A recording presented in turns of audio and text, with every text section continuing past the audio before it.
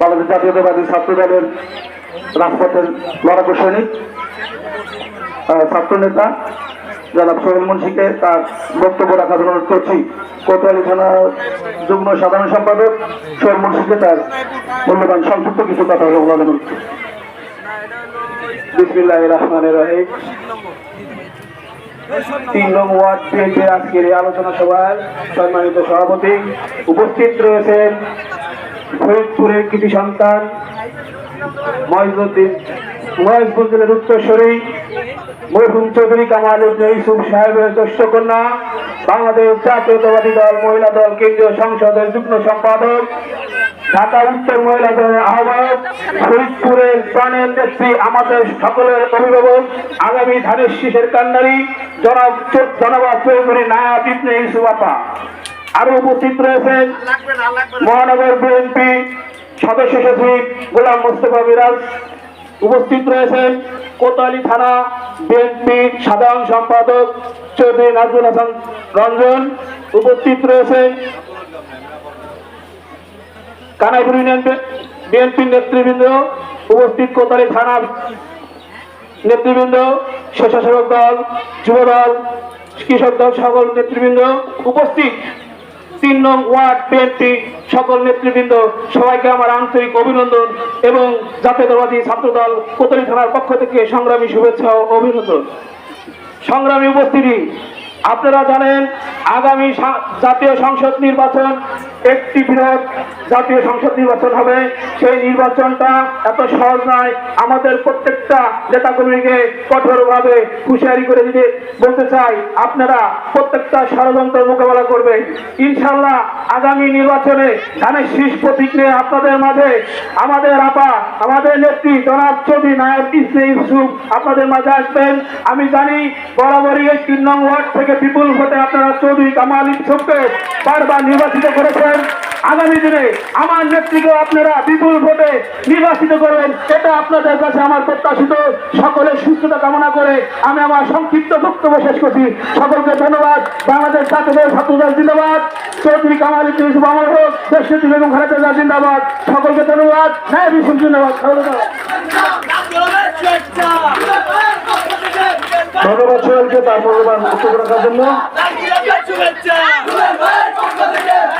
রশিদনগর যুব দলের পক্ষ থেকে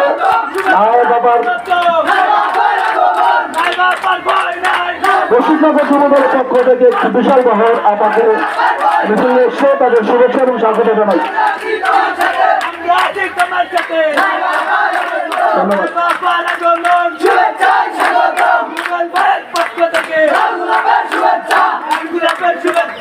ধন্যবাদ সকলকে। এবার এখন আপনাদের সামনে বক্তব্য রাখবেন আমেনা বেগম, কানাইপুর।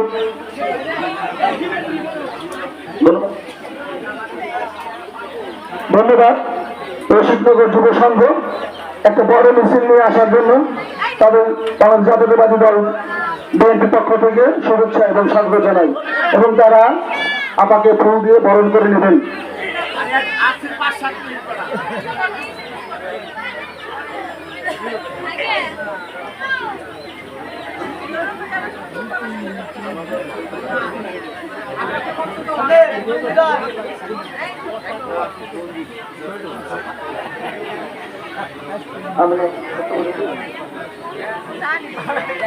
আমি পর্যায়ে সংক্ষিপ্ত বক্তব্য দেওয়ার জন্য 3 নম্বর ওয়ার্ডের আসমা আক্তার, আসমা কানাইপুর ইউনিয়ন সংরক্ষিত মহিলা আসনের সদস্য, তাকে বক্তব্য রাখার জন্য অনুরোধ করছি। আসমা আক্তার, সংক্ষিপ্ত কথা। আসমা আক্তার।